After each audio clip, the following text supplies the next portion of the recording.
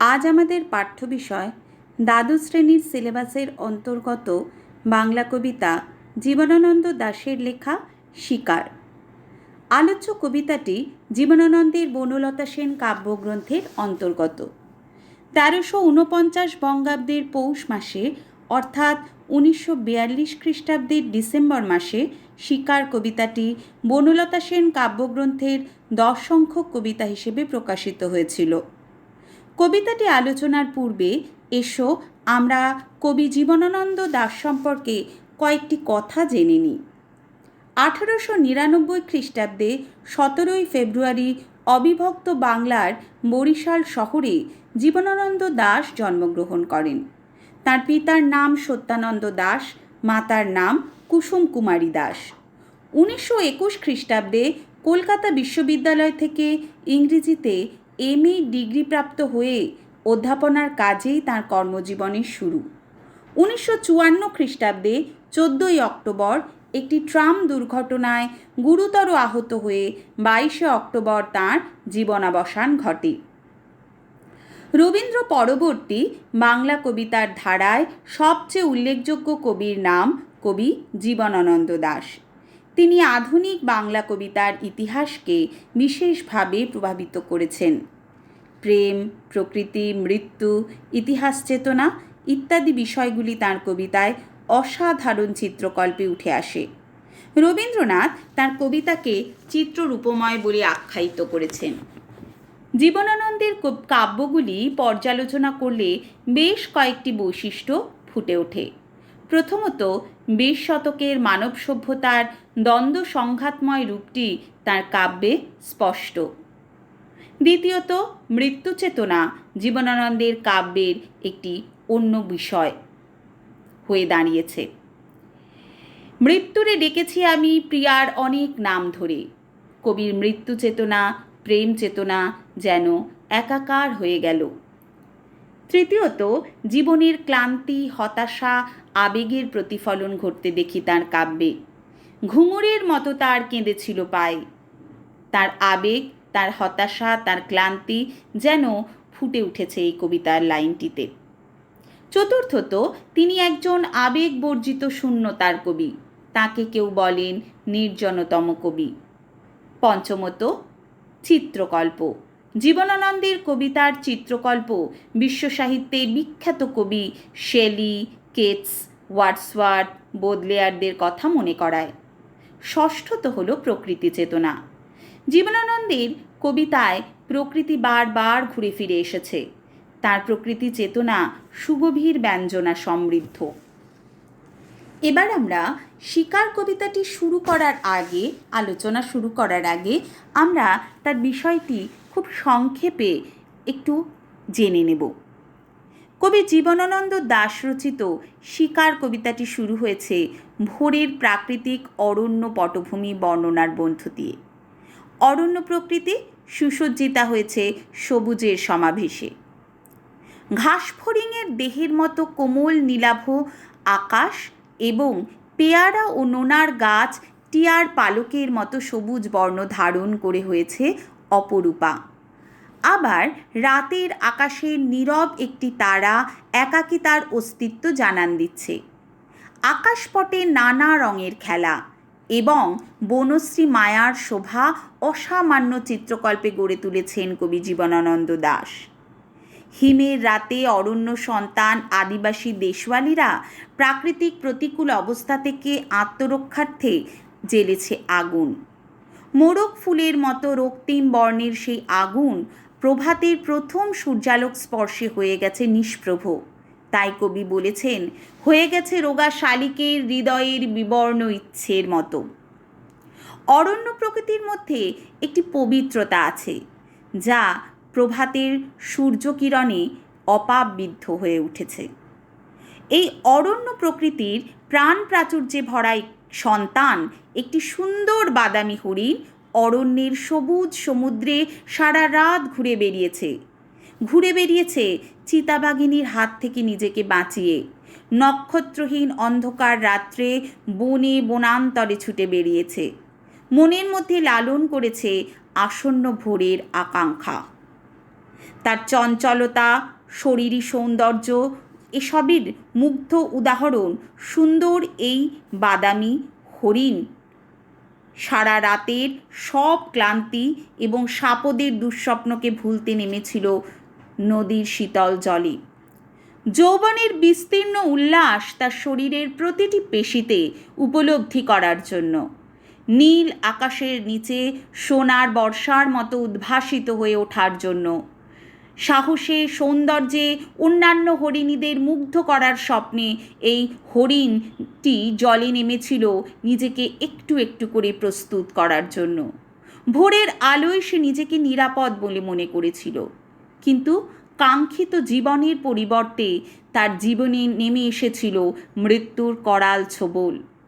আততায়ীর অচেনা অস্ত্রের আঘাতে সে প্রাণ হারিয়েছিল। শিকার কবিতার শেষাংশে আমরা দেখি হৃদয়হীন, অনুভূতিহীন কিছু শহুরে সভ্য মানুষ নিজেদের আড়ম্বর বিলাসিতাকে চরিতার্থ করার জন্য হাতে তুলে নিয়েছে বন্দুক। এইসব গর্বিত ধূমপায়ী মানুষ হরিণের স্বাদু মাংস আস্বাদনের জন্য আগুন জ্বেলেছে জঙ্গলে, কিন্তু একটি নিষ্পাপ প্রাণকে এভাবে কেড়ে নেওয়ার জন্য তাদের মধ্যে কোনো অপরাধ বোধ অথবা কোনো অনুশোচনা কাজ করেনি। অরণ্য প্রকৃতির অপাবৃদ্ধ ক্ষেত্রভূমিতে এই শহুরে মানুষেরা বিজয়োল্লাস করেছে। বনানীর ঘাসের বিছানায় পড়ে থাকা কিছু এলোমেলো বন্দুক, সিগারেটের ধোঁয়া বনভূমির প্রাকৃতিক সৌন্দর্যকে ব্যাহত করেছে। একটা জীবন, এক টুকরো চলমান সৌন্দর্য একেবারে বিনা কারণে ঝরে পড়ল আততায়ীর নিষ্ঠুর আঘাতে। এটি হচ্ছে এই শিকার কবিতার মূল বিষয়। এবার আমরা এই কবিতাটির সম্পর্কে একেবারে কবিতাটি পড়ে সেটি সম্পর্কে আলোচনায় গভীরে যাব। এখানে দুটি ভোরের বর্ণনা আছে, বলা ভালো একটি ভোরের বর্ণনার দুটি আলাদা আলাদা চিত্রায়ন কবি করেছেন। শিকার, জীবনানন্দ দাশ। ভোর, আকাশের রং ঘাস ফড়িংয়ের দেহের মতো কোমল নীল, চারিদিকে পেয়ারা ও নোনার গাছ টিয়ার পালকের মতো সবুজ। এখানে একটি অরণ্য প্রকৃতির বর্ণনা কবি দিয়েছেন। আমাদের এই অরণ্য প্রকৃতির বর্ণনার একটি প্রাকৃতিক বর্ণনা আমাদের করতে হয়। ঘাস ফড়িংয়ের দেহের মতন কোমল নীলাভ আকাশ এবং পেয়ারা ও নোনার গাছ টিয়ার পালকের মতো সবুজ বর্ণ ধারণ করে হয়েছে অপরূপা। আমাদের মনে হয় কবি যেন কলমের বদলে তুলি দিয়ে রং বুলিয়েছেন। অক্ষরে অক্ষরে, বর্ণে বর্ণে কবি যেন চিত্র অঙ্কন করেছেন। তাই এই যে একটা প্রাকৃতিক পরিবেশের বর্ণনা, এটা আমাদের তৈরি করতে হবে। এই বর্ণনার শুরু হলো এখন থেকে। একটি তারা এখন আকাশে রয়েছে।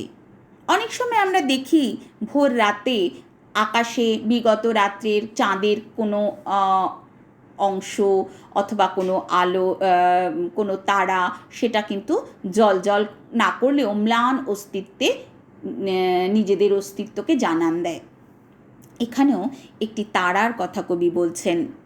পাড়াগাঁর বাসর ঘরে সবচেয়ে গধূলিমদির মেয়েটির মতো, কিংবা মিশরের মানুষই তার বুকের থেকে যে মুক্তা আমার নীল মদের গেলাসে রেখেছিল। এখানে এই দুটি উপমার কথা আমাদেরকে মনে রাখতে হবে। এই যে একটি লাইন, এর পরেরটি আমরা দেখি, হাজার হাজার বছর আগে এক রাতে তেমনই একটি তারা আকাশে জ্বলছে এখনও। আমাদের এই লাইনটি তুলে কিন্তু প্রশ্ন তৈরি করতে হবে, উত্তর তৈরি করতে হবে। তেমনই একটি তারা আকাশে জ্বলছে এখনও। কোন তারার কথা বলা হয়েছে এখানে? আর সেই তারাটিকে বর্ণনা করতে কবি কোন কোন উপমার ব্যবহার করেছেন? এখানে কবি দুটি উপমার ব্যবহার করেছেন।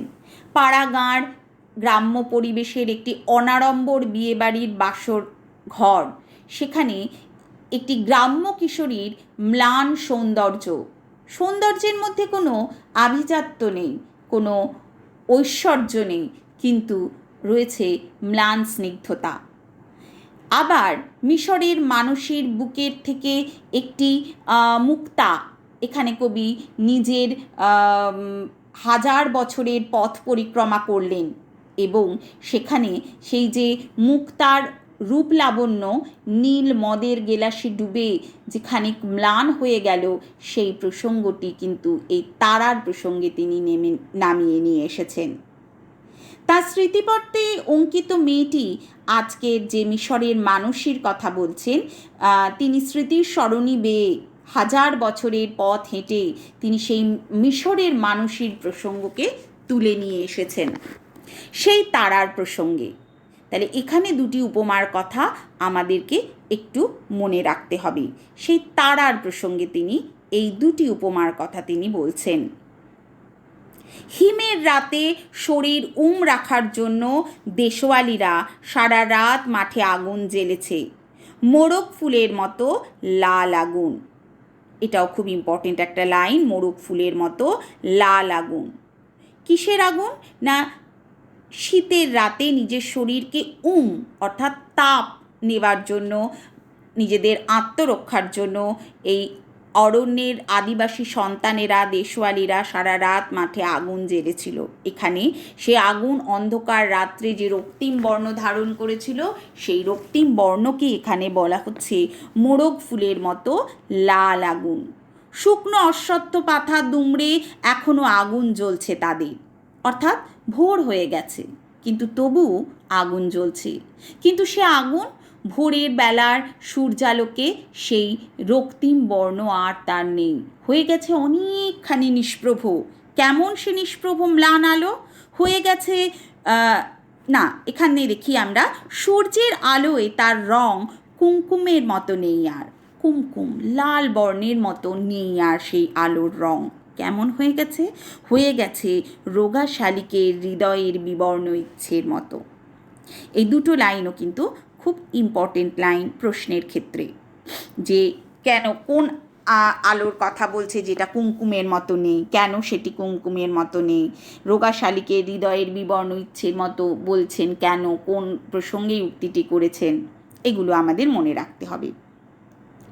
সকালের আলোয় টলমল শিশিরে চারিদিকের বন ও আকাশ ময়ূরের সবুজ নীল ডানার মতো ঝিলমিল করছে। এখানে এই যে প্রকৃতির বর্ণনা করতে করতে সূর্যালোকের প্রথম কিরণ সম্পাতে এই একটা পবিত্র, শান্ত, অপাববিদ্ধ একটা রূপ ধারণ করেছে, এখানে সেই প্রসঙ্গটি কিন্তু তিনি উল্লেখ করছেন। কবির দৃষ্টিতে সেই বিষয়টি কিন্তু ফুটে উঠছে। আবার ঠিক তারপরে আমরা দেখব যেই ভোরেরই দ্বিতীয় প্রসঙ্গের কথা। সেখানে তিনি বলছেন, সারা রাত চিতাবাগিনীর হাত থেকে নিজেকে বাঁচিয়ে বাঁচিয়ে নক্ষত্রহীন মেহগিনীর মতো অন্ধকারে সুন্দরীর বন থেকে অর্জুনের বনে ঘুরে ঘুরে সুন্দর বাদামি হরিণ এই ভোরের জন্য অপেক্ষা করছিল। এটাও আমাদের খুব ইম্পর্টেন্ট একটা লাইন, সেটা আমাদের মনে রাখতে হবে যে এই ভোরের জন্য অপেক্ষা করছিল। কে অপেক্ষা করছিল? সেই সুন্দর বাদামি হরিণ যে সারা রাত চিতাবাগিনীর হাত থেকে নিজেকে বাঁচিয়ে নক্ষত্রহীন মেহগিনীর মতো অন্ধকারে সুন্দরীর বন থেকে অর্জুনের বনে ঘুরে ঘুরে বেরিয়েছে। তার চেনা শত্রু চিতাবাগিনী, তার হাত থেকে নিজেকে সে রক্ষা করবার জন্য ঘুরে ঘুরে বেরিয়েছে।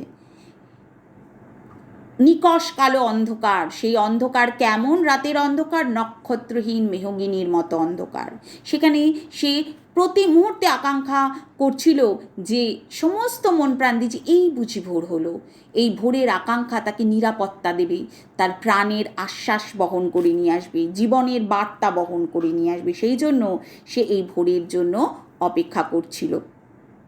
এসেছে সে ভোরের আলোয় নেমে। এই লাইনটিও খুব ইম্পর্ট্যান্ট একটা লাইন, এসেছে সে ভোরের আলোয় নেমে। সারা রাতের দৌড়াদৌড়ির ফলে ক্লান্তির জন্য তার খিদে উদ্রেক হয়েছে, তাই সে কচি বাতাবি লেবুর মতো সবুজ সুগন্ধি ঘাস ছিঁড়ে ছিঁড়ে খাচ্ছে। তাই ক্ষুধা নিবৃত্তির জন্য সে নিজেকে একটু নিরাপদ মনে করাতে তার এই জৈবিক তাড়নাগুলো একটু একটু জেগে উঠছে, তাই সে নিজের সেই ক্ষুধা নিবৃত্তির জন্য সে ঘাস ছিঁড়ে ছিঁড়ে খাচ্ছে। সে ঘাস কেমন না, কচি বাতাবি লেবুর মতো সবুজ সুগন্ধি ঘাস। নদীর তীক্ষ্ণ শীতল ঢেউয়ে সে নামল। ঘুমহীন ক্লান্ত বিহব্বল শরীরটাকে স্রোতের মতো একটা আবেশ দেওয়ার জন্য। ঘুমহীন সারা রাত নিদ্রাহীন অবস্থায় সে নিজের প্রাণের জন্য ছুটে ছুটে বেরিয়েছে। সেই ঘুমহীন ক্লান্ত বিহব্বল শরীরটাকে সে একটু আবেশ দেওয়ার জন্য সে নদীর তীক্ষ্ণ শীতল ঢেউয়ে নামল। ভবিষ্যতের প্রস্তুতির জন্য, নতুন উদ্যমে জীবনের পথে পা বাড়ানোর জন্য সে নিজেকে একটু প্রস্তুত করে নিতে চায়। সেই জন্য সে নদীর তীক্ষ্ণ শীতল ঢেউয়ে সে নিজেকে ডুবিয়ে দিল, যাতে করে সে আবার নতুন উদ্যম ফিরে পায়, নতুন উদ্যমে যেন জীবনের পথে পা বাড়ানোর প্রস্তুতি নিতে পারে। অন্ধকারের হিমকুঞ্চিত জরায়ু ছিঁড়ে ভোরের রৌদ্রের মতো একটা বিস্তীর্ণ উল্লাস পাবার জন্য নীল আকাশের নিচে সূর্যের সোনার বর্ষার মতো জেগে উঠে সাহস সাধে সৌন্দর্যে হরিণীর পর হরিণীকে চমক লাগিয়ে দেবার জন্য, অন্ধকারের সেই হিম শীতল গর্ভ থেকে সে নিজেকে জীবনের পথে এগিয়ে নিয়ে যাওয়ার রসদ খুঁজবার জন্য সে নদীর জলে নেমে এলো। সে ভাবেনি যে নদীর জলে ভোরের আলোয় কোনো রকম বিপদ তাকে স্পর্শ করতে পারে। তাই অনেকখানি নিজেকে নিরাপদ ভেবেছিল সে। তাই নতুন উদ্যম ভেবেছিল যে যে প্রাণ ভয়ে সে সারা রাত ঘুরে বেরিয়েছে, সে ভয় আর নেই। তাই সেখানে সে সূর্যের সোনার বর্ষার মতো নতুন উদ্যমে জেগে উঠতে চেয়েছে। নিজের সৌন্দর্যে একের পর এক হরিণীকে সে মুগ্ধ করে দিতে চেয়েছে। তার প্রেমে, তার সৌন্দর্যে তাদের আলোড়িত করতে চেয়েছে। তাই সেই সাহসে, সেই জীবনের উদ্যমে সে নিজেকে প্রস্তুত করে নিতে চেয়েছিল। কিন্তু বিধিবাম সেই পরিস্থিতিতে, সেই আপাত নিরাপদ পরিবেশের মধ্যেও তার কিন্তু নিরাপত্তা নিশ্চিত হতে পারল না। ঠিক এর পরের লাইনটা আমরা দেখব একটা অদ্ভুত শব্দ। সে শব্দটা কিসের প্রশ্ন আসে। খুব ইম্পর্ট্যান্ট একটা লাইন, একটা অদ্ভুত শব্দ। শব্দটা গুলির শব্দ, এবং শব্দটা অদ্ভুত এই কারণে অরণ্য প্রকৃতির পরিবেশে সেই শব্দটা একেবারেই বেমানান। আর এই হরিণীর কাছে এই শব্দটা ইতিপূর্বে শোনা ছিল না, তাই সে কিন্তু তার কাছে এই শব্দটা হয়েছিল অদ্ভুত শব্দ। আর এই অদ্ভুত শব্দের পরিণতি হয়েছিল তাকে প্রাণ দিয়ে তার জবাব দিয়ে যেতে হয়েছে। সে একটি নিরপরাধ প্রাণকে অকালে ঝরে পড়তে হয়েছে। নদীর জল মচকা ফুলের পাপড়ির মতো লাল। কেন? নিহত সে হরিণের রক্তে নদীর জল লাল হয়ে গেছে, নদীর স্রোত লাল বর্ণ ধারণ করেছে। এর পরের লাইনটিও ভীষণ ইম্পর্টেন্ট একটি লাইন, আগুন জ্বলল আবার। এই প্রসঙ্গে কবি এই যে আবার শব্দটি ব্যবহার করেছেন, এটা খুব তাৎপর্যপূর্ণ একটি শব্দ। কেন আবার বলছেন?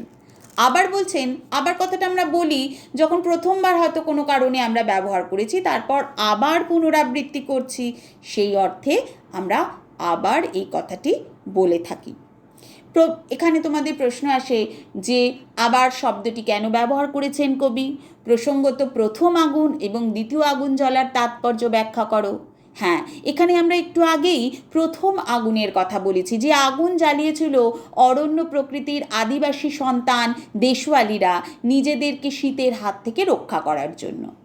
কিন্তু দ্বিতীয় আগুন জ্বলেছে নাগরিক শহুরে মানুষেরা নিজেদের লালসা চরিতার্থ করার জন্য, সে হরিণটিকে মেরে তার সুস্বাদু মাংস রান্না করার জন্য নিজেদের এই বর্বর যে উল্লাস সেটা চরিতার্থ করার জন্য আগুন জ্বেলেছিল। তাই আবার দ্বিতীয়বার, প্রথমবারও জ্বলেছিল আগুন কিন্তু সেটি নিঃস্বার্থভাবে, এবং দ্বিতীয়বার যে আগুন জ্বলল সেটা কিন্তু একেবারেই স্বার্থের কারণে। তাই বলেছেন আগুন জ্বলল আবার। উষ্ণ লাল হরিণের মাংস তৈরি হয়ে এলো। নক্ষত্রের নিচে ঘাসের বিছানায় বসে অনেক পুরনো শিশির ভেজা গল্প, সিগারেটের ধোঁয়া, টেরিকাটা কয়েকটা মানুষের মাথা, এলোমেলো কয়েকটা বন্দুক, হিম নিষ্পন্দ নিরপরাধ ঘুম। এখানে সিগারেটের ধোঁয়া, টেরিকাটা কয়েকটা মানুষের মাথা, এলোমেলো কয়েকটা বন্দুক, এগুলি সবই নাগরিক বর্বর লালসার শহুরে গর্বিত মানুষের প্রতিনিধি। আর হিম নিষ্পন্দ নিরপরাধ ঘুম, হিম শীতল, মৃত্যুক শীতল, সেই জন্য হিম বলছেন কবি। হিম নিষ্পন্দ, কারণ যে মৃত তার মধ্যে কোনো স্পন্দন, প্রাণের স্পন্দন আর নেই, তাই সে নিষ্পন্দ। আর নিরপরাধ, কারণ এই তার কোনো অপরাধ ছিল না হরিণটির, তাই নিরপরাধ চিরঘুমে জগতে সে হারিয়ে গেল। এই বৈপরীত্য, অরণ্য প্রকৃতির একটি প্রাকৃতিক পবিত্র পরিবেশে যে নাগরিক সভ্যতার মানুষেরা নিজেদের লালসাকে যেভাবে চরিতার্থ করেছিল, বিনা কারণে একটি নিষ্পাপ প্রাণকে কেড়ে নিয়েছিল, এই বৈপরীত্য কবিকে বড় বেশি নাড়া দিয়েছিল। এবং এই বৈপরীত্য আমাদের শহুরে হওয়ার, সভ্য হওয়ার ক্ষেত্রে প্রশ্নচিহ্ন তুলে দিয়েছে। তাই কবি এখানে এই বৈপরীত্যটিকে পাঠকের সামনে তুলে ধরতে চেয়েছেন। মোটামুটি এটাই হচ্ছে কবিতার বিষয়, এটাই কবিতার এখানেই শেষ। কিন্তু এবার আমরা প্রশ্ন নিয়ে কিছু আলোচনা করব। এখানে ভোরের বর্ণনা আসে, এখানে দুটো ভোরের বর্ণনা আছে, বা দুটো ভোর বলবো না, বলা ভালো একটি ভোরের দুটি চিত্রায়ন কবি করেছেন। তো এই দুটি চিত্র আলাদা আলাদা রকমের চিত্র, সেটা যে একে অপরের থেকে কতটা আলাদা সেটা আমাদের একটু আলোচনা করতে হবে, সেটা উত্তর হিসেবে তৈরি করতে হবে।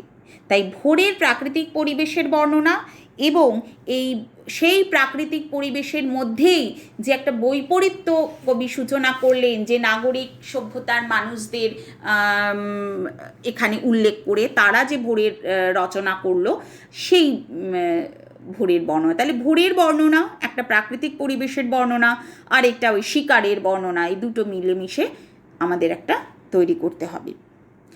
আর এছাড়া আমাদের নামকরণের সার্থকতা করতে হবে, যে শিকার কবিতাটি কেন বলছেন। অবশ্যই শিকার কবিতার নামকরণ সার্থক, কারণ সেখানে প্রথম থেকে যে একটা পটভূমি রচনা হলো, সেখান থেকে শিকারটাই হচ্ছে মূল বিষয়, এবং কিভাবে শিকার করা হলো একটি অরণ্যের জীবকে, নিষ্পাপ জীবকে, সেটাই হচ্ছে মূল বিষয়। তাই জন্য এই কবিতার নামকরণ অত্যন্ত সার্থক হয়েছে বলে আমাদের মনে হয়, সেটা আমাদের করতে হবে। আমরা প্রথমে জীবনানন্দ দাশের কবি বৈশিষ্ট্য যখন আলোচনা করেছিলাম, তখন আমরা বলেছিলাম যে তার প্রকৃতি চেতনা, ইতিহাস চেতনা, তার মৃত্যু চেতনা তার কবিতায় বারবার ফিরে আসে। তাই এই কবিতাটাও কিন্তু তার ব্যতিক্রম নয়। প্রকৃতি চেতনা, কবির প্রকৃতি চেতনা কীভাবে প্রকাশিত হয়েছে সেটাও আমাদের করতে হবে। মৃত্যু চেতনা, মৃত্যু, প্রকৃতি, প্রেম জীবনানন্দের কবিতায় কিন্তু একাকার হয়ে গেছে, বারবার বিভিন্ন কবিতায় একাকার হয়ে গেছে। এখানেও কিন্তু তাই, যে মৃত্যু চেতনার প্রসঙ্গ কবি এখানে এনেছেন, এবং সেই উত্তরটাও আমাদেরকে কিন্তু তৈরি করতে হবে। তাই আমাদের আরেকটা যে বিষয় করতে হবে, যেটা আমরা বললাম, নাগরিক লালসার সঙ্গে একটা প্রাকৃতিক অরণ্য প্রকৃতির যে একটা বৈপরীত্য, সেটা আমাদেরকে তৈরি করতে হবে। এই প্রসঙ্গে আমরা একটা প্রশ্নের কথা বলতে পারি, যে একটি লাইন, নাগরিক লালসায় নীল অমলিন প্রকৃতির মাঝে পবিত্র জীবন হারিয়ে যায় হিমশীতল মৃত্যুর আঁধারে। আবার আমি বলছি লাইনটি, নাগরিক লালসায় নীল অমলিন প্রকৃতির মাঝে পবিত্র জীবন হারিয়ে যায় হিমশীতল মৃত্যুর আঁধারে। শিকার কবিতাটি অবলম্বনে এই উদ্ধৃত অংশটির তাৎপর্য ব্যাখ্যা করতে হবে আমাদের। অবশ্যই হিমশীতল মৃত্যুর আধারে একটি পবিত্র জীবন কিভাবে হারিয়ে গেল নাগরিক লালসার কারণে, সেটাই কিন্তু এই গল্পের, এই কবিতার মূল উপজীব্য বিষয়, সেটা আমাদেরকে করতে হবে। এর পাশাপাশি আমরা কবিতাটি আলোচনা করতে গিয়ে বেশ কয়েকটি লাইন তুলে তুলে আলোচনা করলাম, বললাম যে এখান থেকে প্রশ্ন আসে, তো সেই লাইনগুলো কিন্তু আমাদের মনে রাখতে হবে, প্রশ্নের উত্তর হিসেবে তৈরি করতে হবে এই লাইন থেকে। এছাড়া ছোট কবিতা খুব বেশি দীর্ঘ কবিতা তো নয়, তাই ছোট কবিতায় প্রায় প্রত্যেকটা লাইন তুলেই প্রশ্ন আসার সম্ভাবনা আছে, সেটা জন্যও নিজেদেরকে প্রস্তুত রাখতে হবে। কিন্তু ওই একটি তারার প্রসঙ্গে কি উপমা ব্যবহার করেছেন, কেন বলছেন প্রথম আগুনটিকে হয়ে গেছে রোগা শালিকের হৃদয়ের বিবর্ণ ইচ্ছের মতো, সেটা বলবে, সেটার থেকে উত্তর তৈরি করবে। তারপর ভোরের জন্য অপেক্ষা করছিল, কেন করছিল ভোরের জন্য অপেক্ষা, সেটা একটা অদ্ভুত শব্দ, সেটা আগুন জ্বললো আবার, এই লাইনগুলো তুলে কিন্তু ঘুরে ফিরেই আমাদের প্রশ্ন আসে। আমাদের যেমন ফ্ল্যাট প্রশ্নও আসে, তেমনি আমাদের লাইন তুলেও তো প্রশ্ন আসে। তো এই লাইনগুলো তুলেই মূলত কিন্তু আমরা প্রশ্ন দেখি। তবে এগুলো তুলেই মূলত প্রশ্ন আসে বলে অন্য লাইন তুলে প্রশ্ন কখনো আসবে না এটা কিন্তু নয়। তাই আমাদের একটু টেক্সটটা ভালো করে পড়তে হবে, তাহলে অসুবিধা হবে না। মোটামুটি আমরা চেষ্টা করলাম যে কি অনলাইন ক্লাসে এইভাবে তোমাদেরকে একটুখানি ব্যাখ্যা করে বুঝতে সাহায্য করার জন্য। যদি তোমাদের কোথাও কখনো বুঝতে কোনো অসুবিধা থাকে বা কোনো জায়গায় অসুবিধা থাকে, তোমরা যখন স্কুল খুলবে তখন তোমরা সেখানে আমাদেরকে জিজ্ঞাসা করলে আমরা আবার সেই সব বিষয়গুলো নিয়ে আলোচনা করতে পারব। তাহলে আজকে শিকার জীবনানন্দ দাশের এইটুকুই আমরা আলোচনা করলাম।